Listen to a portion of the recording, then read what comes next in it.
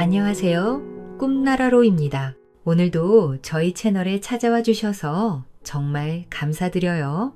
이야기를 시작하기 전에 좋아요와 구독, 알림 설정까지 눌러주시면 앞으로도 더 많은 따뜻하고 신비로운 옛날 이야기를 편안히 들으실 수 있습니다. 그럼 마음을 고요히 하고 이야기 속으로 함께 들어가 볼까요?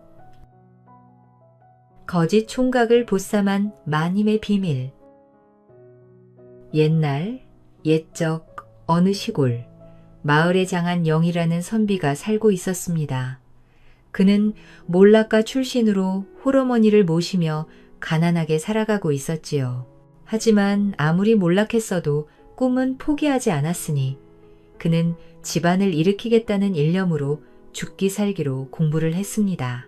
낮에는 일을 하고 밤에는 공부하기를 어느덧 5년 주경야도 끝에 공부를 마친 선비는 마침내 과거를 보러 떠나게 되었지요. 어머니, 곧 좋은 소식 가지고 돌아오겠습니다. 부디 몸 조심히 잘 다녀오거라. 얼마나 걸었을까. 장선비가 어느 장터를 지나고 있는데 어디선가 소란이 들려왔습니다. 보니 아이들이 웬 장님을 놀리고 있었지요. 먹으라니까 왜 안 먹어? 눈이 안 보이니까 뭘 먹든지 개눈 감추듯 먹어야지. 아이고, 이놈 새깽이들 구려 죽겠다. 그만 좀 해. 아이들이 주먹밥에 똥을 묻혀 장님에게 억지로 권하고 있었지요. 이 모습에 화가 난 장선비는 아이들에게 소리쳤습니다. 이놈들 뭐들 하느냐.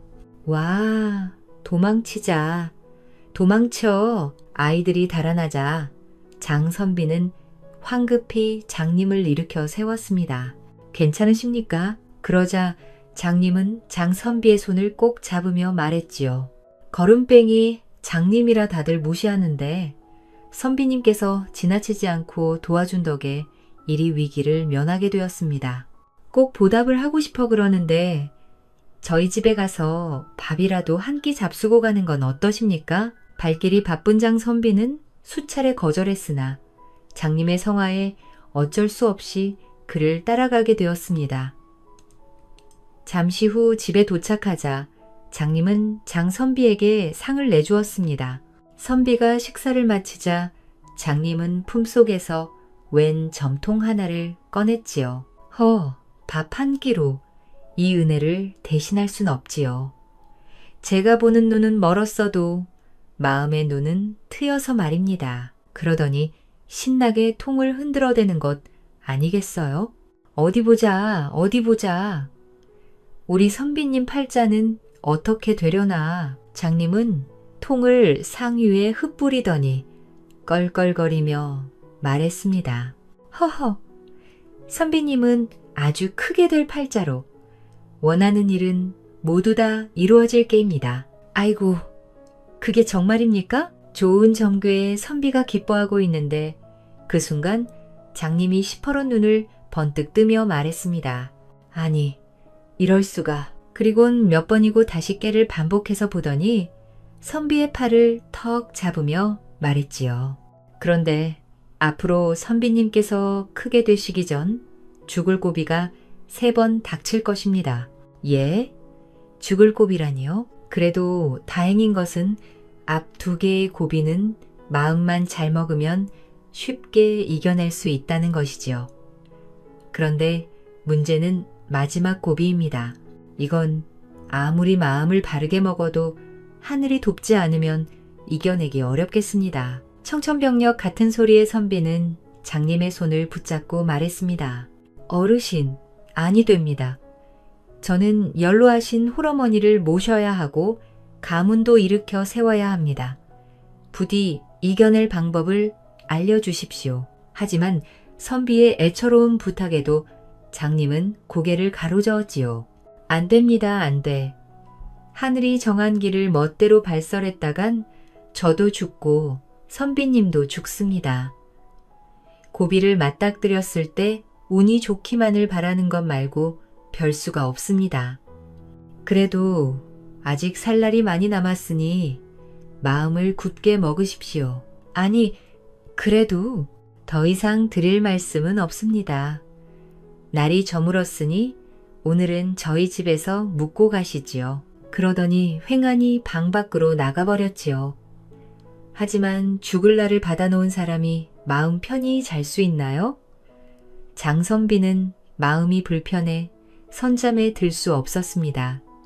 그렇게 뒤척이다 보니 어느새 날이 밝아오는데 그는 떠오르는 해를 바라보며 마음을 다잡았지요. 사람이 죽고 사는 건 모두 하늘의 뜻이지만 그 전까지는 내가 하기 나름 아닌가.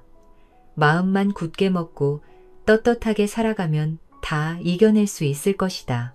끝까지 포기하지 말자. 날이 밝자 선비는 떠날 준비를 마쳤습니다. 그리고 집을 나서려는데 문 앞에는 웬 쌈지 하나와 편지가 놓여 있었지요. 편지에는 이렇게 적혀 있었습니다. 어제 선비님께서 저를 도와주셨는데 제가 선비님을 돕지 않으려니 영 마음에 걸려 말입니다. 지금처럼만 살면 뭐든 이겨낼 수 있을 테지만 그럼에도 불구하고 마지막 고비를 이겨내기 어렵다면 그때 이 쌈지를 열어보십시오.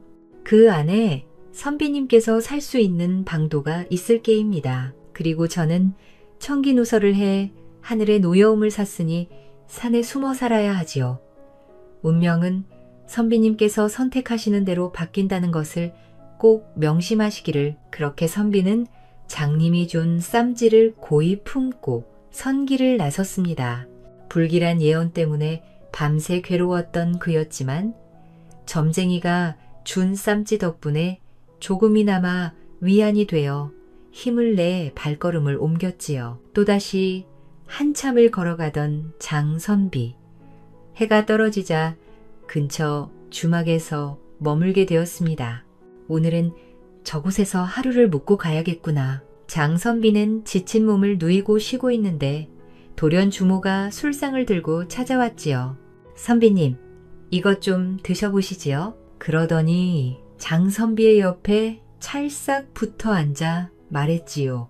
우리 잘생긴 선비님이랑 술 한잔 나누고 싶은데 괜찮으실런지. 그리곤 꽃 같은 손으로 장선비의 다리를 쓰다듬은 그는 깜짝 놀라 외쳤습니다.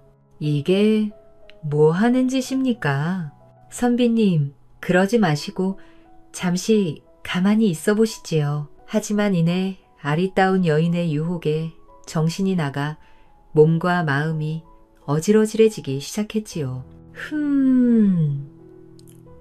이에 자기도 모르게 주모를 향해 손을 뻗으려는 그 순간 문 밖에서 웬 걸쭉한 목소리가 들려왔습니다. 여보, 이거 다 했는데 이제 또 뭘 하면 되겠어? 이게 무슨 일인가요? 알고 보니 주모는 서방에 있는 유부녀였던 것입니다.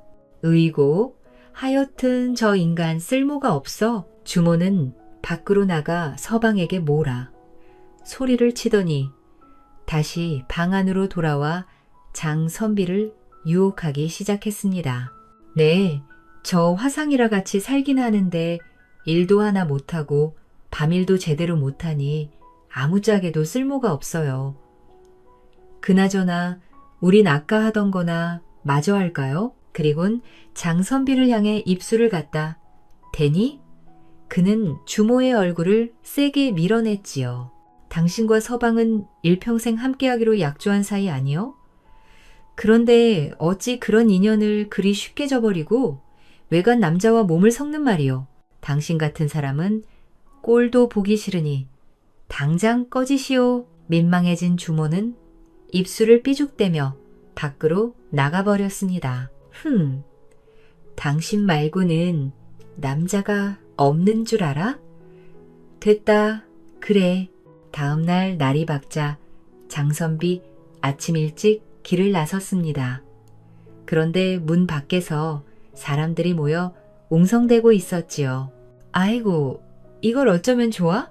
어휴, 난 언젠간 이런 일이 생길 줄 알았다오. 이에 선비가 사연을 묻자 사람들이 말했습니다. 아니 글쎄, 이 집 주모가 어젯밤에 손님으로 온 남정네랑 놀아난 모양이야. 그런데 그 모습을 딱 남편한테 걸려버린 거지. 그래서 어찌 되었습니까? 장선비가 놀라 묻자 사람들이 입을 모아 말했습니다. 어쩌긴 뭘, 어째? 눈이 돌아버린 남편이 주모를 붙어먹은 놈 둘 다 해쳤다우. 어유, 선비님은 운 좋은 줄 아셔. 만약에 주모가 선비님을 유혹했으면 저기 누워있는 사람은 선비님이었을 거라고. 이야기를 들은 장선비 등 뒤로 식은땀이 흘렀습니다. 자신이 막 첫 번째 죽을 고비를 넘겼다는 사실을 깨달았으니까요. 죽을 고비를 넘긴 것에 안도하며 길을 걷다 보니 장선비는 어느새 한양에 당도하게 되었습니다. 처음 보는 한양의 화려한 모습에 그는 급히 객사의 짐을 풀고 마을 구경을 나섰지요. 그런데 정신을 차려보니 장선비는 어느새 길을 잃고 웬 으슥한 골목길을 걷고 있었습니다. 여기가 어디람? 장선비가 난감해하며 주위를 둘러보는데 바로 그때 저 멀리서 사람의 인기척이 들려왔습니다. 이보시오. 저 좀 주시오.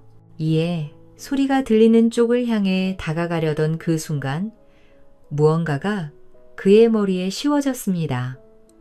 웬 무리에 의해 끌려가기 시작했지요.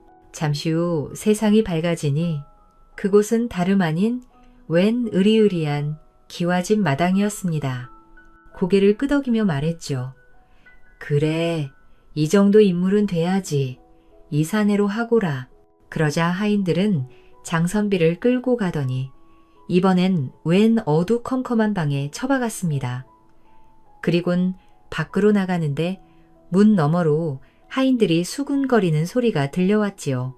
저 청년도 불쌍해요. 그러니까 말이야. 보니까 시골에서 올라온 총각 같은데. 쉿! 주인님께 들려. 조용히 하라고. 하인들의 말을 들은 선비는 오만 가지 상상이 떠올랐습니다. 저게 무슨 말이지? 설마 할겁탈하려는? 열리는 소리가 들려왔지요. 아이고, 난 이제 죽었다. 겁이 난 장선비.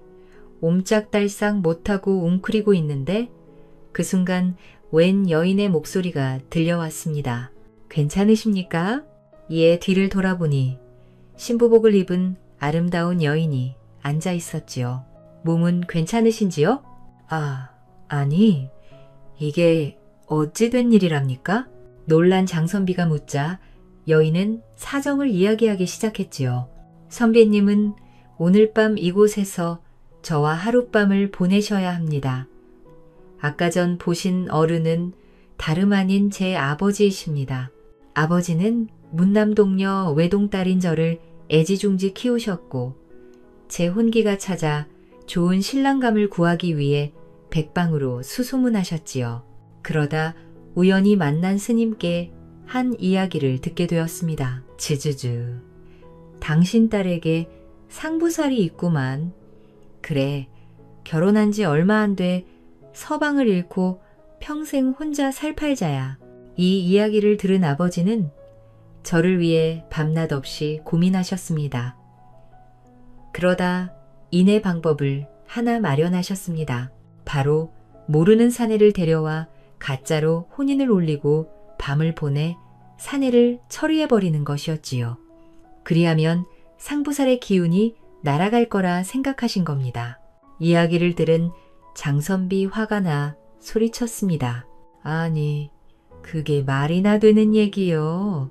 제 자식 살리자고 남의 목숨을 해하는 것이 어찌 좋은 방도란 말이오. 그러자 여인은 눈물을 흘리며 말했습니다. 저 또한 당치 않는 일이라 아버지께 말씀드렸지만 아버지께서는 제 말을 귀담아 듣지 않으셨습니다. 이게 다 아버지를 말리지 못한 제 잘못이옵니다. 참으로 죄송합니다. 선비는 억울했지만 몸을 덜덜 떨 정도로 울며 사과하는 여인을 보고 내 화를 거두었습니다. 당신도 스님이 운명을 알려주었듯 저도 얼마 전 만난 점쟁이가 제 운명을 알려주었습니다. 제게 죽을 고비가 3번 닥친다 하였는데 앞 2번은 쉽게 넘겨도 마지막 1번은 넘기기 어려울 거라더군요. 그래도 꿋꿋이 살다 보면 운명 따위는 이겨낼 수 있을 거라 생각했는데 저도 운명을 개척하고자 싸워온 사람인지라 당신 사정이 조금은 이해가 됩니다. 그러니 너무 울지 마십시오. 하지만 선비가 위로해도 여인의 눈물은 좀처럼 멈추지 않았습니다.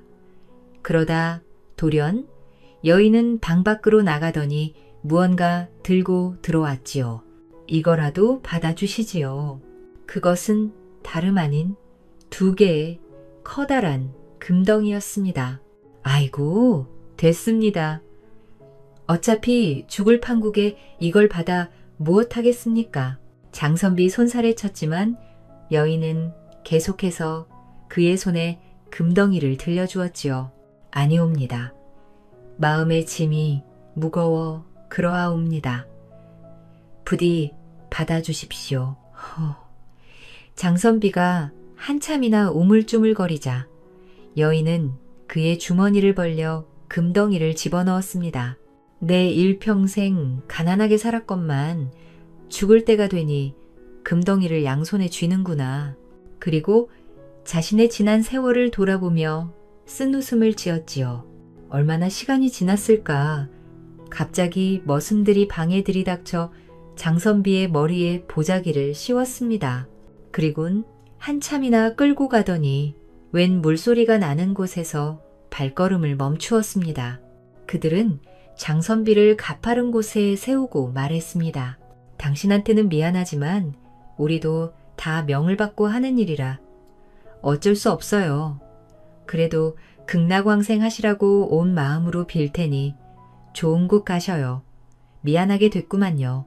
그리곤 장선비를 물속으로 밀어버리려는데 그 순간 선비는 문득 무언가가 떠올랐습니다. 잠깐 장선비가 황급히 머슴들을 말리며 말했지요. 당신들 말대로 명을 받고 하는 일인데 당신들이 무슨 죄가 있겠소? 내 주머니에 금덩이가 있어. 난 어차피 죽을 목숨이니 당신들이 그걸 가져다 쓰고 다시는 이런 일에 손도 대지 마시오. 장선비가 떠올린 것은 바로 어젯밤 여인에게 받은 2개의 금덩이였지요. 뭐요?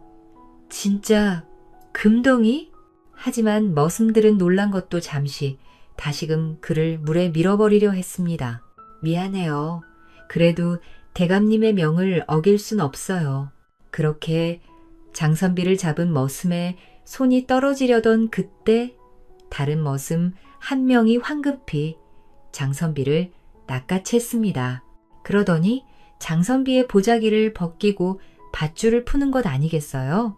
사람이 은혜를 알아야 하는 법이건만 이런 분을 죽이면 참으로 아니 될 일이오.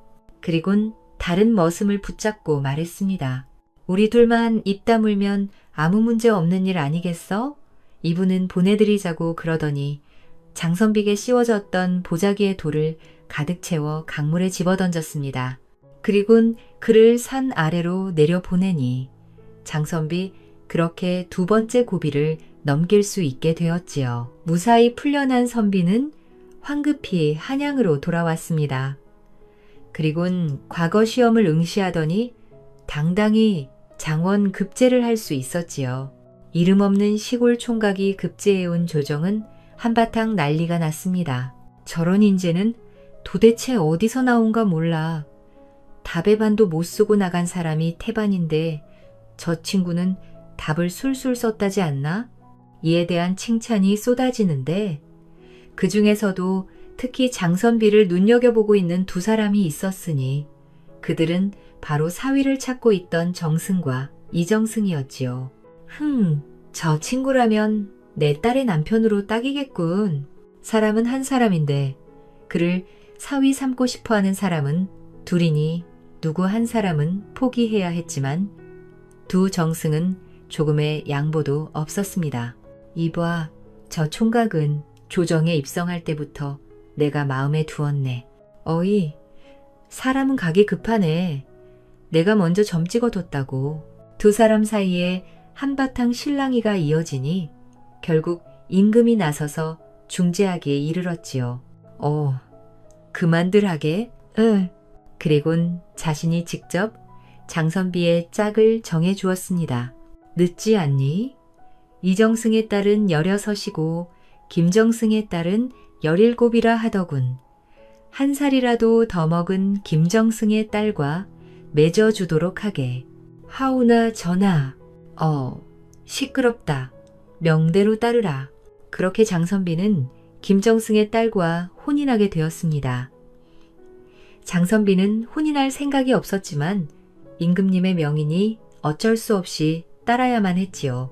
설상가상으로 김정승이 혼인날을 급하게 잡아버린 탓에 장선비 고향에 계신 어머니도 모셔오지 못하고 홀로 예식을 치러야 했습니다.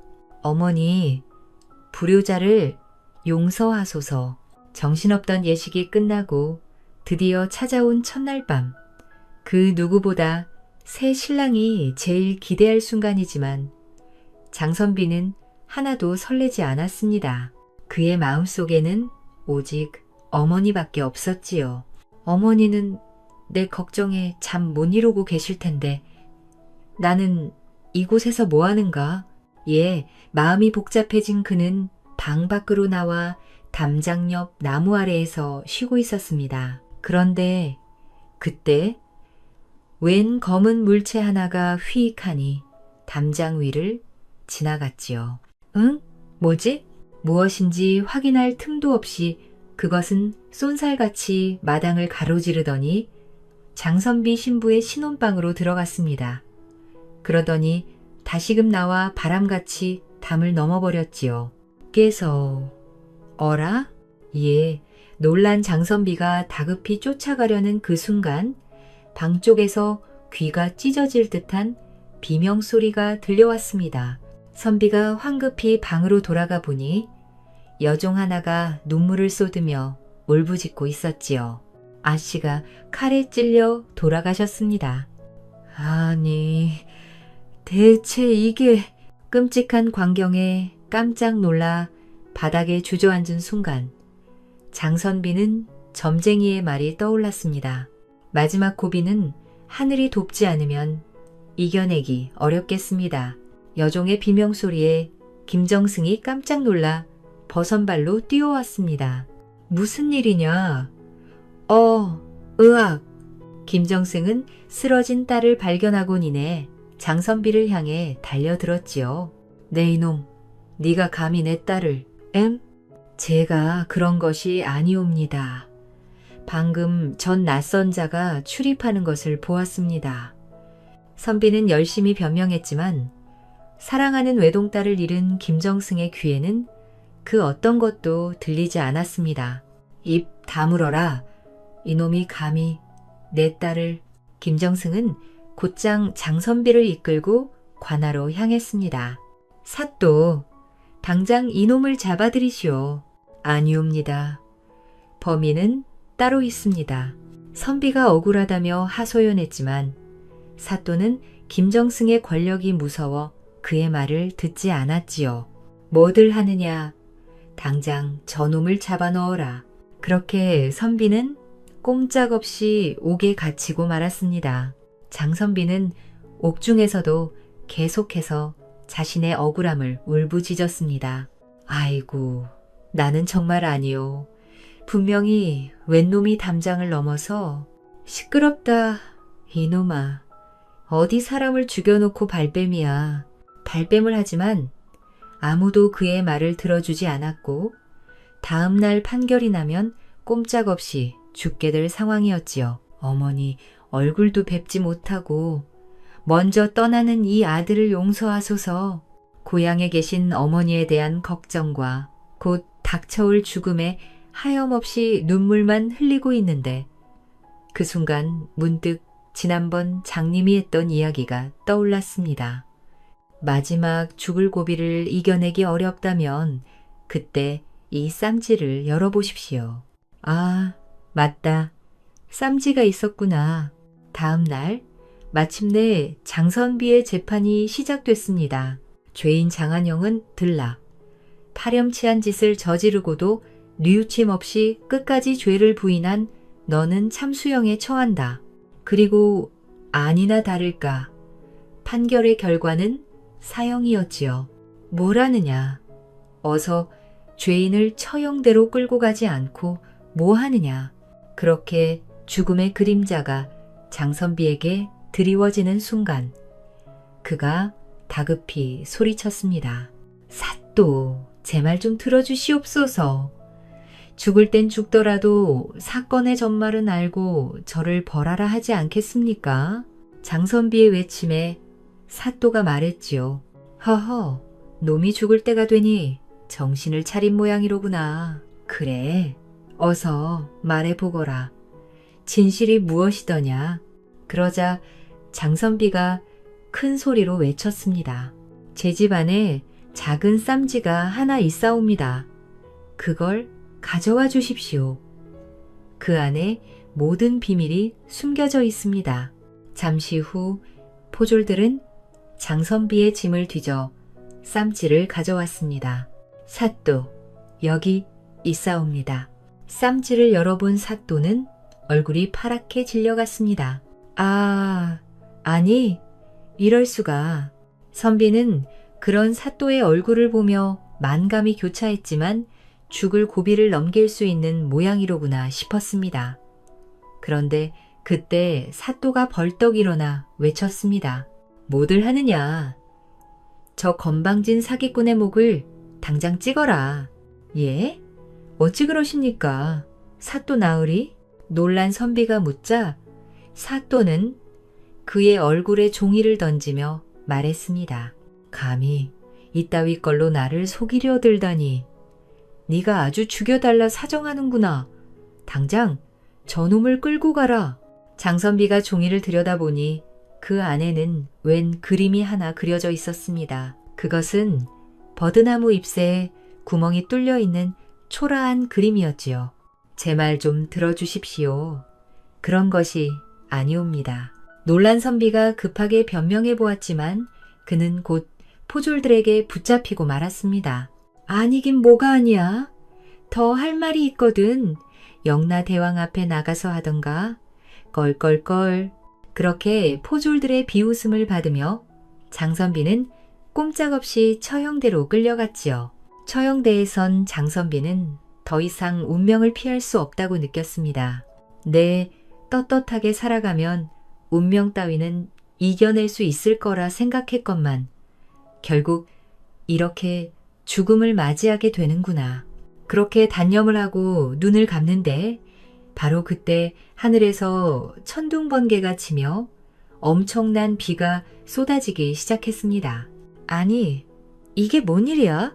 방금 전까지만 해도 화창하던 날씨가 하늘에 구멍이 뚫린 듯 비가 억수같이 쏟아지니 사또는 처형을 잠시 멈출 수밖에 없었습니다.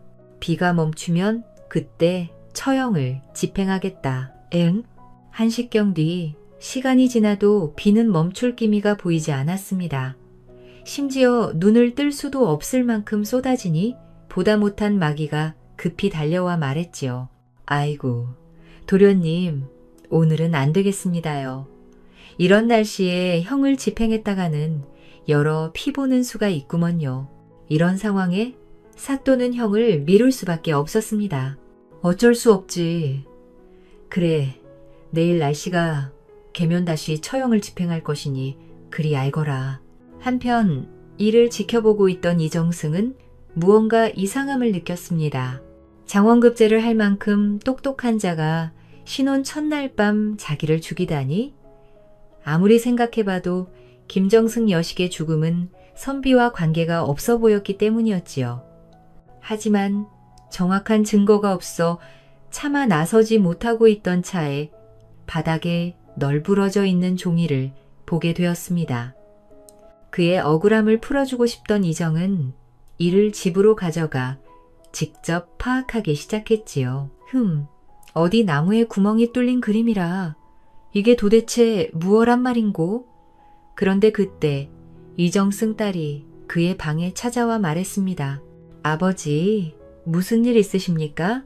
딸의 물음에 이정승, 그 그림을 보여주며 말했지요. 여기 한 젊은이의 목숨줄이 달린 그림이 있는데 좀처럼 알 수가 없어서 말이다. 그리곤 사정을 이야기해 주니 정승의 딸은 가만히 그림을 들여다보았습니다. 그러다 이내 손뼉을 치며 말했지요. 아, 그렇구나. 아버지, 이게 무슨 뜻인지 알 것 같습니다. 그리곤 이정승 귀에 속삭이니 이정승 환하게 웃으며 말했습니다. 옳거니 바로 그거로구나. 이정승은 황급히 옷을 갖추곤 어디론가로 떠날 준비를 하였지요. 여봐라, 어서 말을 준비하거라. 다음 날 하늘은 언제 그랬냐는 듯 맑게 개었고 사또는 장선비의 처형을 다시 집행했습니다. 죄인 장선비를 처형하라. 사또의 명이 떨어지자 망나니는 칼을 휘두르며 장선비의 목을 칠 준비를 했습니다. 아이고, 꼴 좋다. 저놈은 독사지옥에서 평생 고통받아야 해. 살인마의 처형에 백성들까지 몰려와 그를 헐뜯는 가운데 마침내 망나니의 칼이 장선비 목 위에 섰습니다. 어머니, 불효자는 먼저 갑니다. 장선비 눈을 감고 이승과 작별하는 바로 그때 누군가가 처형장에 들이닥쳤습니다. 멈추시오. 에잇, 이번엔 또 뭐야? 사또가 뒤를 돌아보니 그곳에는 이정승이 있었지요. 헉, 아이고, 정승은 이곳엔 웬일이. 사또가 급히 이정승을 맞이하는데 그는 사또의 앞에 웬 젊은 사내 한 명을 내놓았습니다. 진범은 따로 있소. 바로 이자가 범인이야. 이정승 말에 사또는 어리둥절해 물었지요. 진범이라니 그게 무슨 말씀이십니까? 어서 이놈을 신문해 보시오. 그럼 진실을 알 수 있을 것이오. 사또는 정승의 명에 따라 선비의 처형을 멈추고 의문의 사내를 신문했습니다. 누구냐? 어서 진실을 말하지 못할까? 사또의 말에 사내는 처음엔 모르는 일이라 호소하더니 매서운 곤장을 수차례 맛보자이네 진실을 말하기 시작했습니다. 아이고, 사또, 나으리가 잘못했습니다. 모두 말하겠습니다. 저는 김정승 어른댁의 머슴입니다. 그리고 죽은 아씨의 정인이지요. 저와 아씨는 서로의 마음을 확인하고 정을 나누게 되었습니다.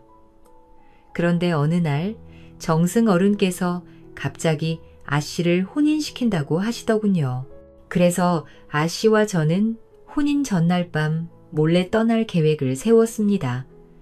그런데 막상 당일이 되니 아씨는 말을 바꾸셨죠. 흑흑, 미안해. 아무리 그래도 나는 아버님을 배신할 순 없어.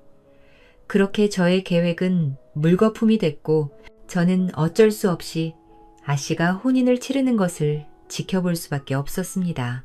그 광경을 보는 것도 고통스러웠는데 아씨가 다른 사내의 품에 안기는 꼴은 도저히 볼 수가 없었고 참을 수 없던 저는 신방으로 몰래 들어가 아씨를 해친 것이었습니다.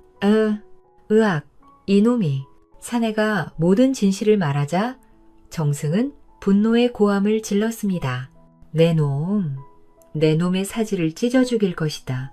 사또는 그런 정승을 말리며 황급히 포졸에게 외쳤지요. 뭐들 하느냐. 어서 저놈의 목을 치지 않고. 그렇게 진범은 장선비 대신 처형장으로 끌려갔습니다. 한편 누명을 벗은 장선비는 무사히 풀려날 수 있었습니다. 참 미안하오. 애먼 사람을 오해하여 그려. 사또는 장선비에게 미안해 어쩔 줄 몰라 했지요. 장선비는 그 모습에 울화가 치밀어 올랐지만 이를 제쳐두고 먼저 가야 할 곳으로 발걸음을 옮겼습니다. 참으로 감사드립니다. 이 은혜를 어찌 갚을 수 있답니까? 장선비가 찾아간 곳은 바로 자신을 살려준 이정승의 집이었습니다. 이정승, 넙죽절하는 장선비를 일으켜 세우며 말했지요.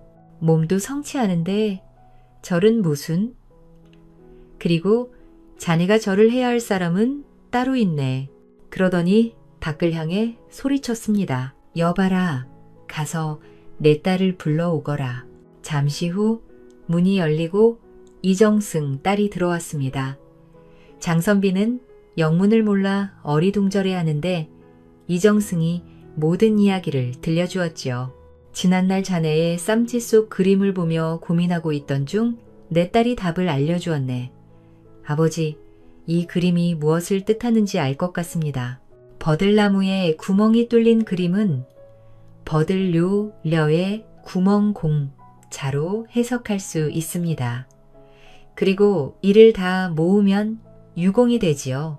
지난날 김정승님 댁에 유공이라는 이름을 가진 머슴이 있다는 얘기를 들었는데 아무래도 이건 그 자를 가리키는 것 같습니다. 딸의 말을 듣고 나는 김정승 댁으로 향했고 정말 유공이라는 머슴을 찾았네. 그렇게 자네의 결백을 증명할 수 있었던 것이지. 이래 전말을 들은 장선비, 이정승 딸을 향해 절을 올렸습니다. 아씨, 저를 구해주셔서 감사드립니다. 그러자 여인은 손사래를 치며 말했지요. 아니옵니다. 저는 단지 그림을 보고 뜻을 풀이한 것뿐인걸요. 진정한 감사는 저 그림을 주신 분에게 하셔야 할 듯합니다. 여인의 말에 선비의 머릿속에는 점쟁이가 떠올랐습니다. 그는 가슴 깊이 장님에게 감사 인사를 올렸지요. 저는 그저 작게 도와드린 것뿐이었는데 어른께서 저를 죽음의 문턱에서 살려주셨군요. 참으로 감사합니다. 한 달 뒤 이정승 집은 잔치 준비로 떠들썩했습니다. 아이고, 저 신랑 좋아 죽는 것 봐라. 그럼 생명의 은인이라 맺어지는 거 아니겠나. 이정승 댁의 잔치는 바로 장선비의 혼례였지요. 장선비는 자신의 목숨을 구해준 이정승 딸에게 청혼했고 그를 마음에 들어하던 이정승 딸은 이를 받아들인 것이었습니다. 그런 경사스러운 날 마을 사람들은 모두 모여 그들을 축하해 주었습니다. 그리고 그 자리에는 선비의 홀어머니도 함께였지요. 아들아, 정말 고생 많았다. 나는 이제 죽어도 여한이 없구나. 흑. 어머니, 앞으로는 기쁜 날만 있을 겁니다. 응? 혼례가 끝난 후 선비와 그의 부인은 맞이에 한창이었습니다. 감사합니다. 준비한 음식이 많으니 천천히 드시고 가시지요. 그러던 중 술 취한 마을 어른들은 장선비를 놀리듯 이야기하기 시작했지요. 박으로 남자란 말이지 첫날 밤이 중요해요. 그럼 아주 초장의 힘을 보여줘야지. 이봐, 부인이 혼자 사람들에게 감사 인사를 하는데 그때 웬 남자가 그녀의 앞에 나타났습니다. 혼인 축하드립니다. 운명의 짝을 만나셨으니 대대손손 부귀영화를 누릴 것이고 술도 좋으실 겁니다. 다 감사합니다. 그런데 누구신지요? 놀란 부인이 묻자 손님은 펄럭 눈을 번뜩이며 말했지요. 저는 그냥 새 신랑에게 은혜를 받은 사람이라고만 해둡시다. 마지막 보답을 위해 이리 찾아왔지요. 마지막 보답이라? 그러자 손님이 말했습니다. 원래 오늘 비가 내릴 예정이었는데 두 분의 혼례를 위해 잠시 멈춰두었습니다. 지난번엔 비를 내리고 이번엔 비를 멈췄으니 하늘이 노예절을 벌하기 전에 저는 얼른 산으로 숨어야겠군요. 행복하게 사십시오. 껄껄. 그리곤 알 수 없는 말을 남기며 떠나가 버렸지요. 여보, 이에 의아한 부인은 장선비에게 달려가 이 사실을 알렸습니다. 단박에 손님의 정체를 알아챈 장. 선비는 급하게 달려나갔지만 그는 이미 어디론가 사라진 뒤였지요. 과연 장님은 흔한 점쟁이가 아니라 영험한 힘이 있는 도인이었던 건지 장선비는 대대손손 부귀영화를 누렸고 부인과 금슬 또한 좋았다고 합니다. 하지만 살아가면서 종종 시련이 닥치곤 했는데 3번의 역경을 이겨냈던 것처럼 올바른 마음을 품고서 극복했다고 하지요. 그렇게 장선비는 아름다운 부인과 자식들을 키우며 행복하게 살아갔다고 합니다. 인정승천 랜딩성텐이라는 사자성어가 있습니다. 사람이 바른 뜻을 정하고 노력하면 하늘도 이겨낼 수 있다는 뜻이지요. 마치 올바른 마음으로 끊임없이 노력하여 운명을 개척한 장선비처럼 말입니다. 처마에서 떨어지는 낙숫물은 한없이 약한 존재입니다. 하지만 세월을 거듭하면 아무리 딱딱한 대돌이라도 뚫을 수 있는 법이지요. 그러니 우리도 시련을 맞닥뜨렸을 때 이야기 속의 장선비 또 낙숫물처럼 인정승천의 마음으로 헤쳐나가 보는 것은 어떨까요? 비록 노력이 모든 운명을 바꾸진 못하더라도 적어도 우리가 그 시련에 맞설 수 있는 힘을 줄 테니까요. 이 이야기는 가난한 선비장한영이 3번의 죽을 고비를 맞으면서도 끝내 극복해 나가는 과정을 통해 중요한 교훈을 전합니다. 그는 정직함과 선행으로 첫 2번의 시련을 이겨내고 마지막에는 다른 이들의 도움과 정의로움 덕분에 누명을 벗을 수 있었습니다. 이를 통해 우리는 인생의 고난과 역경 속에서도 올곧은 마음과 선한 행동을 잃지 않는다면 결국 길이 열리고 때로는 타인의 도움 또한 하늘이 내려준 보답이 될 수 있음을 깨닫게 됩니다. 돈 몇 푼에 팔린 거지 처녀. 옛날 옛적 전라도 신안 땅 도초도 부두가의 한 어선 마을 사람들이 모여 가물박을 하고 있었습니다. 그냥 곱게 바다로 돌려보내주게. 이런 것은 아주 불길한 것이요. 당장에 죽여 뿌려야 돼. 그처럼 소란이 일어나니 지나가던 한 허름한 차림의 총각은 무슨 일인가 궁금해 사람들 틈에 끼어들어 보았습니다. 헉, 저게 뭐야? 그곳엔 놀라운 광경이 펼쳐져 있었습니다.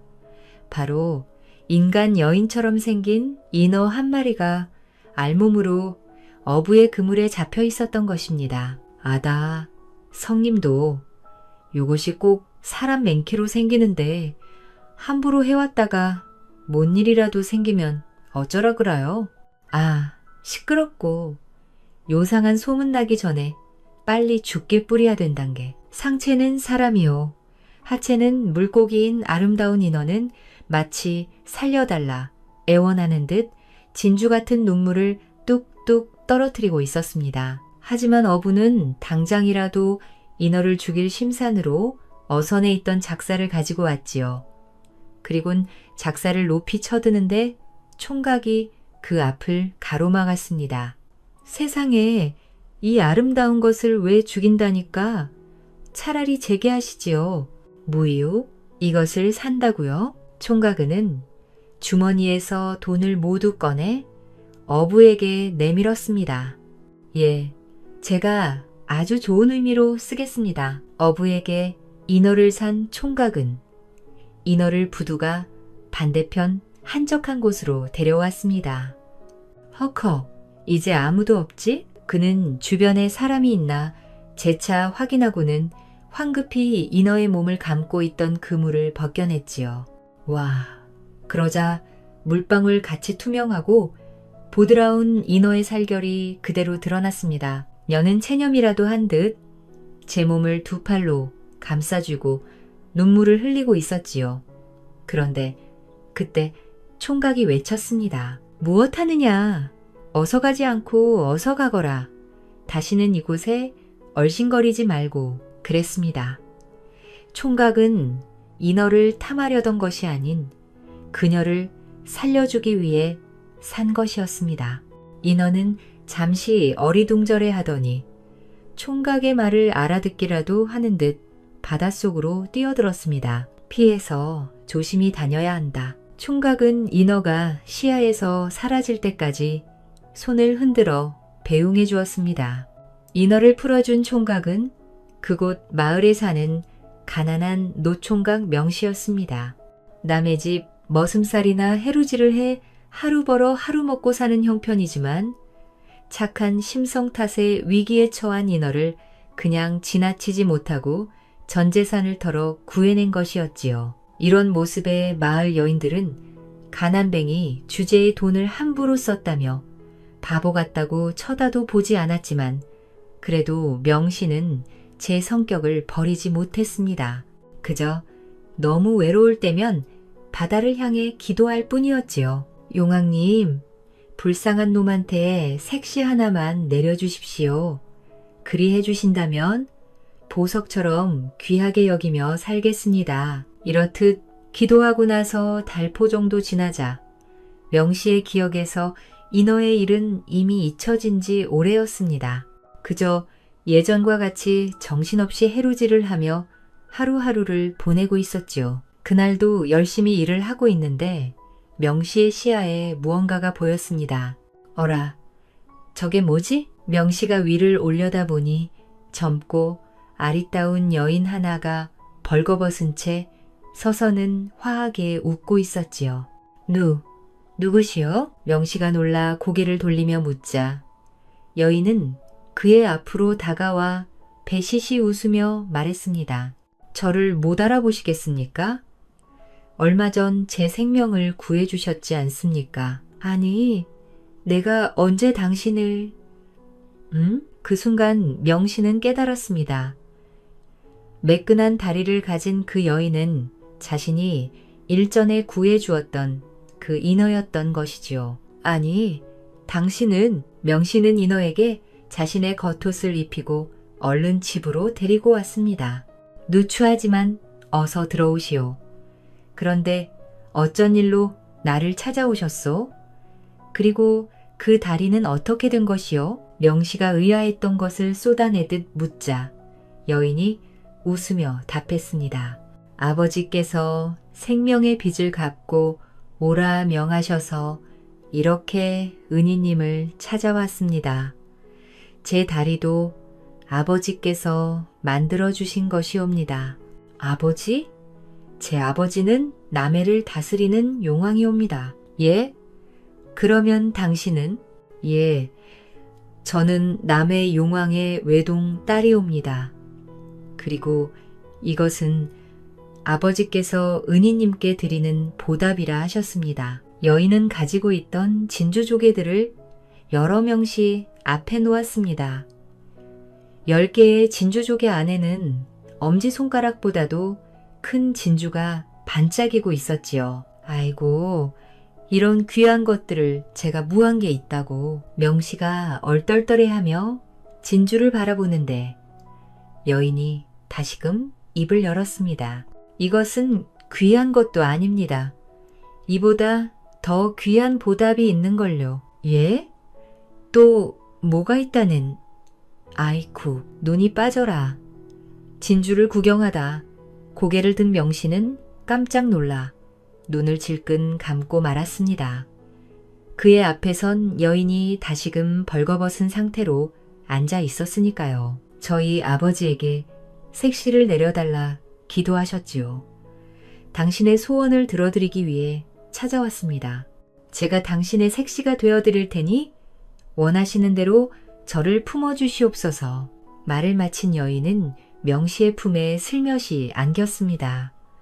처음 느껴보는 말캉한 촉감에 명씨는 욕구가 끌어올랐지만 그는 애써 여인을 밀어내며 말했지요. 이러지 마시오. 이러다 정말 내가 당신을 어떻게 할지도 모르. 하지만 여인은 이번엔 더욱 깊게 그의 품에 안겼습니다. 그것이 제가 원하는 것이옵니다. 저를 품어 주시옵소서. 다 당신이 원한 거라 하였소. 예, 그것이 제가 이곳에 온 이유입니다. 저를 주십시오. 그렇다면 에이, 그날 밤 노총각 명씨의 마음은 끝도 없이 타올랐습니다. 인어 여인 또한 그의 뜨거운 것을 한없이 받아주었지요. 아, 인간들의 사랑은 이런 것이었군요. 너무 좋사옵니다. 저를 더 안아주소서. 그날 이후 명씨의 삶은 완전히 달라졌습니다. 인어 여인이 가져온 진주 덕에 부자가 된 것은 물론 고운 여인을 색시로 맡게 되었으니 더 이상 남부러울 게 없었지요. 더군다나 색시가 얼마 안가 아이까지 생겼으니 명씨는 기쁜 나날만 계속되었습니다. 배가 부른 색시를 극진히 보살피며 살기를. 어느덧 10달.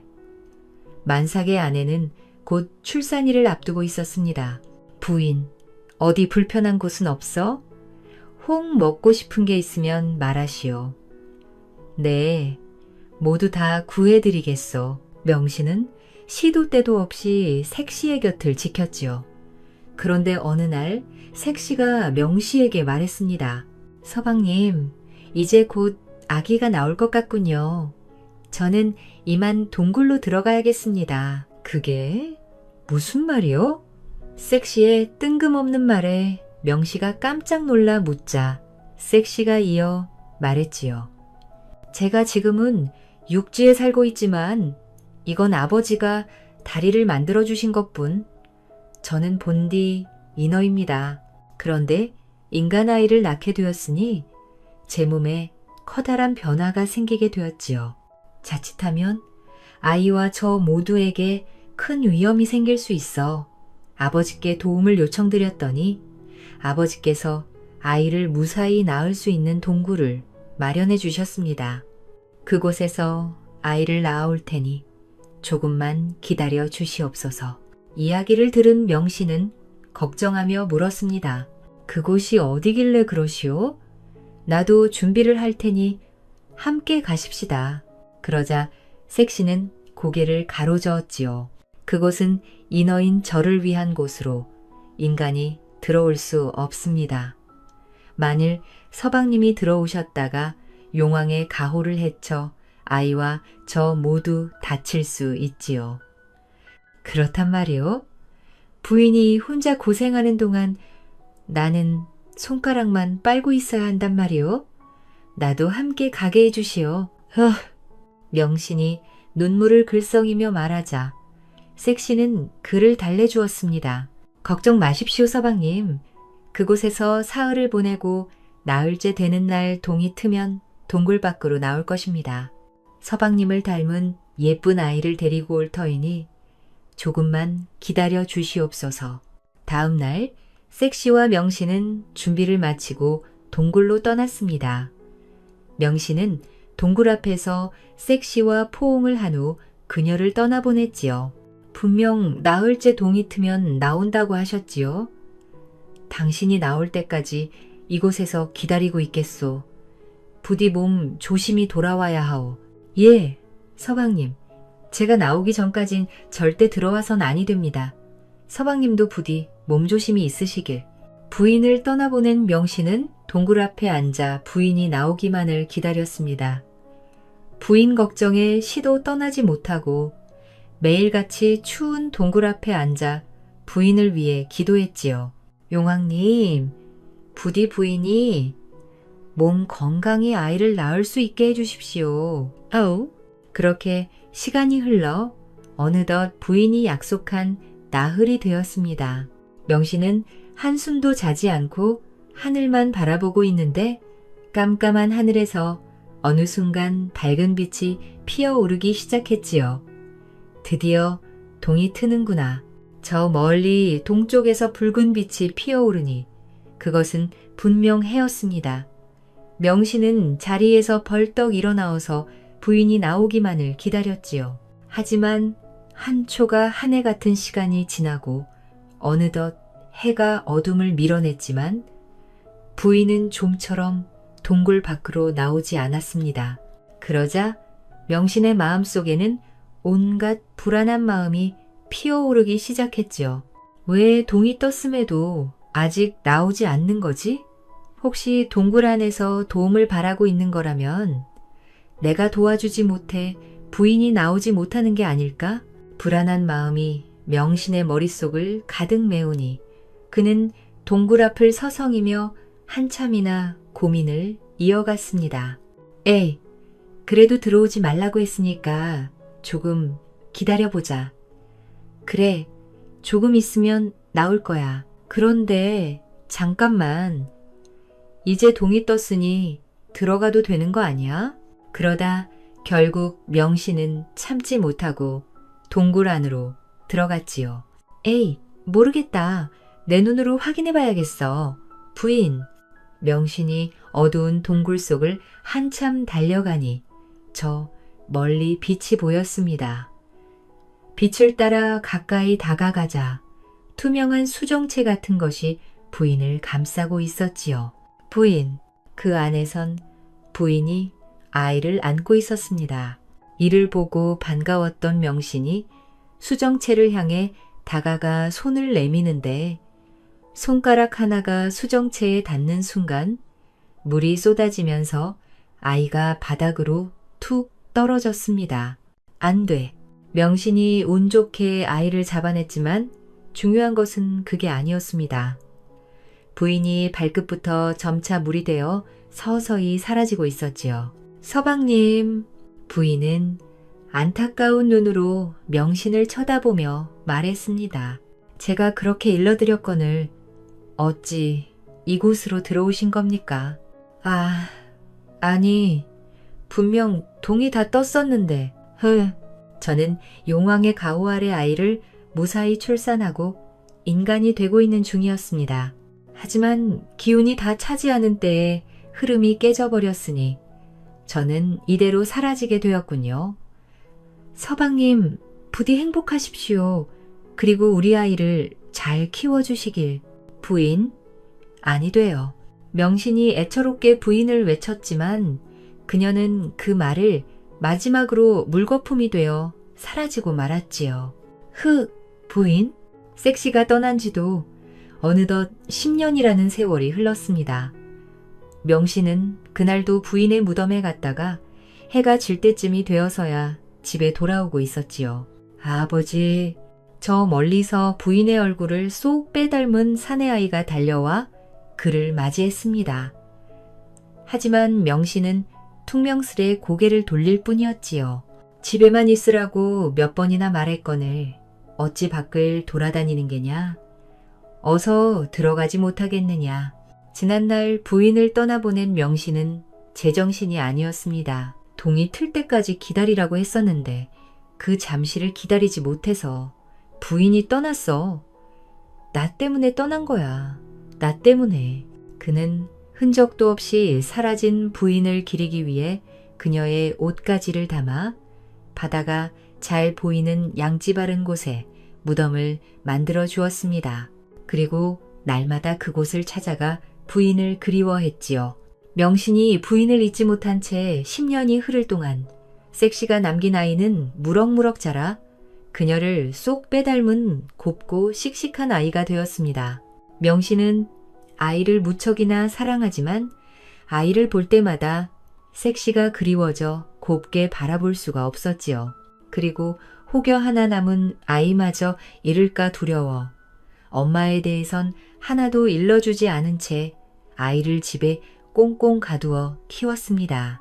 어느 날 명신이 바다를 바라보며 섹시와의 추억에 잠기던 때였습니다. 대문 앞에서 누군가 명신을 불렀지요. 주인장 계시오? 문 좀 열어보시오. 명신이 급히 나가보니 그곳엔 고급 비단옷을 입은 남자가 하인을 대동하여 찾아왔습니다. 누구십니까? 우리 주인님은 한양서 사시는 박 대감님이요. 이 집 주인에게 여쭐 게 있어서 이리 직접 찾아오셨지요. 뒷산에 있는 무덤이 있는 곳이 이 집 주인의 땅이라 그 땅을 파실 생각이 있답니다. 뒷산 무덤이라면 제 아내의 무덤을 말씀하시는 겁니까? 아니, 됩니다. 그곳은 팔 수 없습니다. 얼마를 부르든 주인 어른께서 그 값을 쳐주신다 하셨습니다. 얼마든지 가격을 말씀해 보시지요. 그 땅은 돈으로 값을 매길 수 없습니다.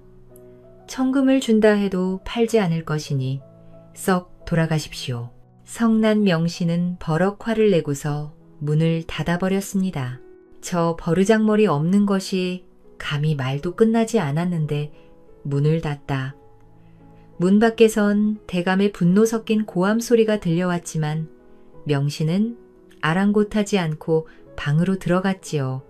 다음 날 명씨는 부인의 묘를 찾아갔습니다. 부인, 오늘도 날씨가 좋구려.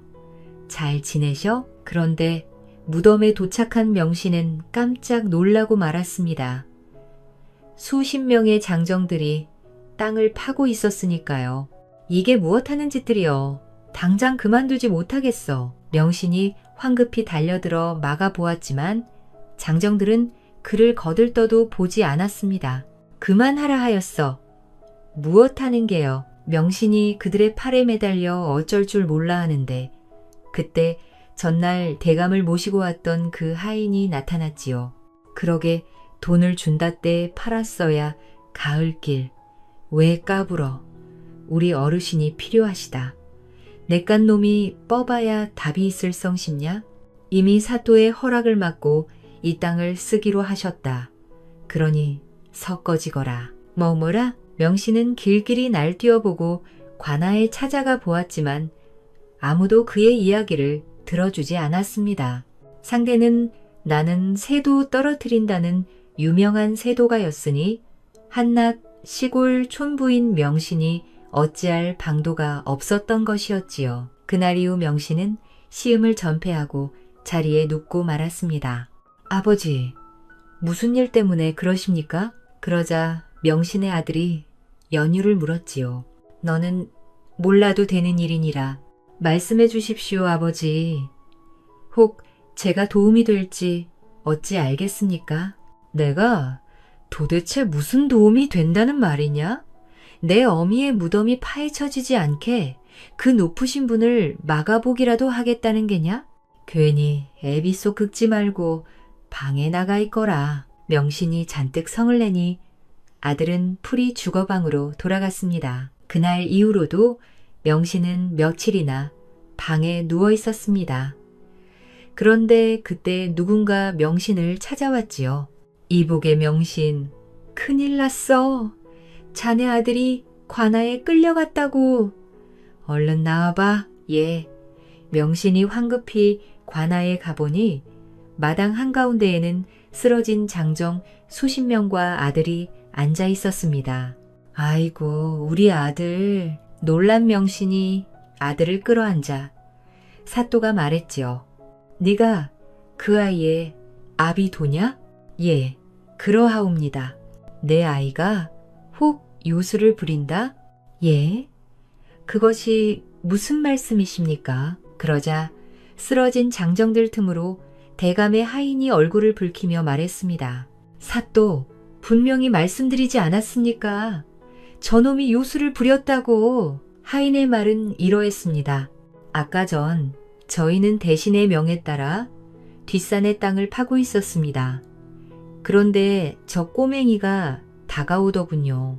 이놈들 감히 누구 허락을 받고 이런 짓을 한단 말이냐. 껄껄껄 아가야. 너야말로 우리가 누군 줄 알고 까불어대느냐. 방해 말고 어서 집으로 가거라. 이곳은 우리 어머니가 묻혀 계신 곳이니라. 너희야말로 썩어지거라. 이놈아, 더 이상 안 봐준다. 어서 가거라. 하지만 아이는 끝까지 떠나지 않았습니다. 내 말을 듣지 않고 계속 땅을 판다면 나도 방법이 있다. 방법? 방법이 뭔데? 어디에 한번 해보라. 어머니, 할아버지, 보고 계신다면 저를 도와주세요. 그리곤 저 꼬맹이가 무언가 바다를 향해 던지더니 갑자기 중얼중얼 되는 것 아니겠습니까? 너 뭘 외우고 있냐? 천자문이야. 그런데 그때 주문 소리가 커지더니 하늘에서 구름이 일고 일순간 온 사방이 어두워졌습니다. 남의 용왕님, 바다님, 저를 도와주시옵소서. 그리곤 도초도 앞바다에서 거대한 소용돌이가 솟구쳐 올라 저희를 향해 쏟아졌지요. 으악! 저희는 순식간에 물에 휩쓸렸고 정신없이 도망쳐 겨우 죽다 살아났습니다. 저 꼬맹이는 그런 저희를 보며 소리치더군요. 너희들이 아무리 큰 권력과 돈이 있다고 한들 어찌 함부로 행패를 부리느냐. 다시 또 이런 일이 생긴다면 그때는 내 놈들의 목숨을 내놓아야 할 것이다. 하인이 말을 마치자 관아는 한순간에 조용해졌습니다. 부하, 그러다 이내 사또의 실소와 함께 관아는 웃음바다가 되었지요. 예끼, 이놈아, 내 놈이 꿈을 꾼 것 아니더냐? 대감 어르신의 하인들이기에 이야기를 좀 들어주려 했건만 거문이 없는 소리만 늘어놓는구나. 예, 억울하옵니다. 사또 참말옵니다. 그게 아니라면 어찌 이 많은 사내들이 초죽음이 되겠사옵니까? 시끄럽다. 다 큰 어른들이 어린아이를 상대로 거짓 누명을 씌우려는 게냐.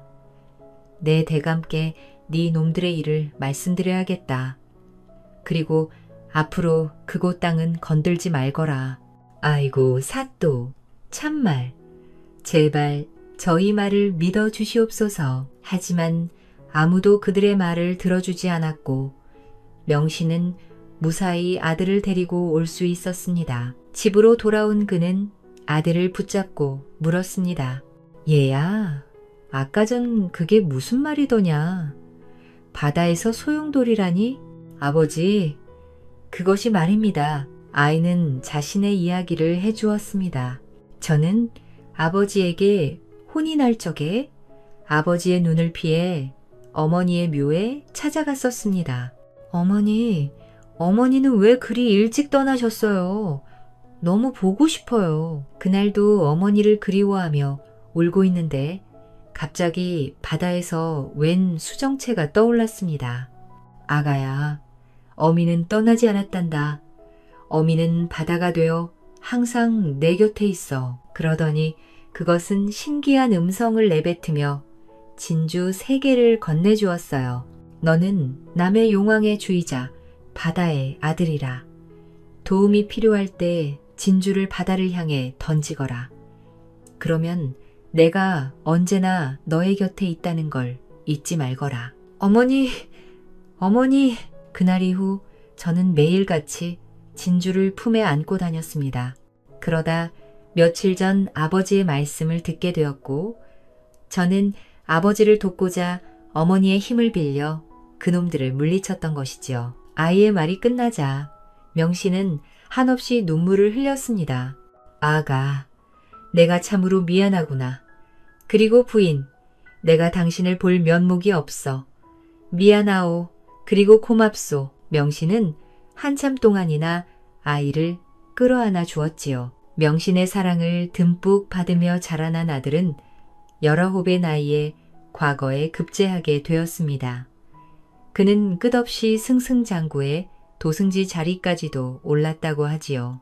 아들은 나이 많으신 아버지가 돌아가실 때까지 극진히 아버지를 모셨고 관직에서 물러난 후에는 초도로 내려와 여생을 보냈다고 합니다.